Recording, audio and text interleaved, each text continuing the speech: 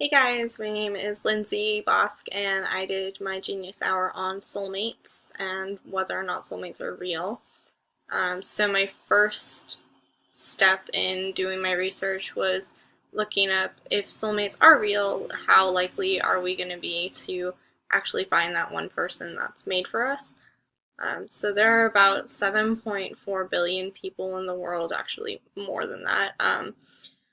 And 73% of Americans still believe that we do have soulmates. So I thought that was kind of interesting. I also did a little bit of research on, well, we have to not look through all 7.4. You have to break it down to the correct age range, the correct sexual identity. So once you break that all down, there's still about half a billion people that you have to go through to find that one person. So overall, the odds of being able to find your one in half a billion is pretty low. But then again, people that believe in soulmates also believe that that's just what happens. It's fate, chance, destiny, that they're going to find that one person. So that kind of breaks down that barrier a little bit. There are actually two different types of beliefs that scientists have developed along the lines of having a soulmate. One of them is called the romantic destiny belief. So that means that basically these people do believe in soulmates. Their relationships tend to be much, much more passionate, much more intense, but also much shorter than other people's. And that's mostly due to the fact that they're trying to find somebody perfect, that's completely 100% compatible with them. And so if there's any conflict, any fights, arguments, anything like that, they're gonna push somebody away just because of that small conflict and not want to try to work anything out, because that makes them think, oh, this person isn't that one person for me, so I need to keep going and keep finding things. And one thing that I thought was really interesting, is that scientists have actually proven that our brains are hardwired to deal with breakups, which doesn't seem like it at the time. It seems really painful and hard to get through, but the same part of our brain that lights up when you're going through cocaine withdrawals, when you're going through recovery from addiction, actually lights up when you're going through a breakup as well. So it's a very significant reaction, and we are biologically allowed to get over that and developed to get over that. So part of the argument there is, if we are designed to handle breakups, then why would we only be able to have one relationship instead of multiple relationships? So that kind of leads into the next belief, which is called romantic growth belief. So that means these people don't necessarily believe in soulmates at all. They generally have much less passion in their relationships at first. They tend to grow into that passion and into loving that person more. But their relationships are also much longer because they're able to work through conflict. They're not going to push that person away at the first sign of not being absolutely perfect for each other, and more accepting of the humanity within their relationship. So that's really kind of an interesting segue into the rest of this. So basically, I looked up what a soulmate actually is in the dictionary as opposed to what every article was talking about. And it's a person who is ideally suited to another person as a close friend or as a romantic partner. So that kind of segued me into thinking, okay, well, a lot of people, especially nowadays, consider multiple friends their soulmates. It's kind of like a whole thing you see on social media and everything like that.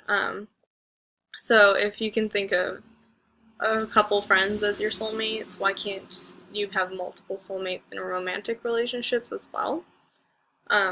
So maybe a soulmate doesn't necessarily mean that you just have one. Maybe you have multiple soulmates throughout the world, and you only get a chance to meet a few of them throughout your lifetime, given where you were born, what language you speak, etc., etc. So I looked into thinking about when somebody dies as well. When somebody's spouse dies, you don't tell that person not to move on and never to be happy in a relationship again. Like, anybody that's in a healthy relationship would tell their significant other, okay, like, if I do somehow pass away, I want you to move on and be happy, because you just love that person purely. You want them to be happy no matter what, even if it's not with you. So that's just going into the whole idea of what love is, and it's unconditionally caring for somebody without concern for yourself. So in a sense, the growth belief of having a soulmate has the ability to support something that somebody can grow into, but you have to be physically and intellectually compatible still. So there's still a level of chemistry and a level of, like, do we actually fit together that goes into that. It's just not saying that, oh, there's only one person and this relationship has to be absolutely perfect to work out. Yeah. And it's not easy at all, definitely, but throughout a relationship, scientists have also kind of found that the marriage, the longer the marriage goes, it eventually reaches an actual soulmate level of compatibility, because you've been with this person and they've built their lives with you, and so you have so much more of a higher level of compatibility and happiness that it's basically just like having a soulmate.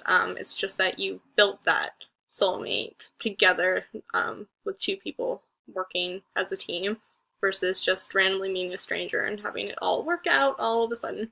So I thought that was kind of interesting. And then soulmates aren't really waiting to be found. I don't, after doing all this research, I think that you need to make a conscious choice towards having an actual compatible relationship that's willing to work through hardships, because nobody's perfect. Nobody's gonna be able to be that perfect person, that 1 in 7.4 billion or anything like that for you. You have to both be willing to work towards that kind of relationship.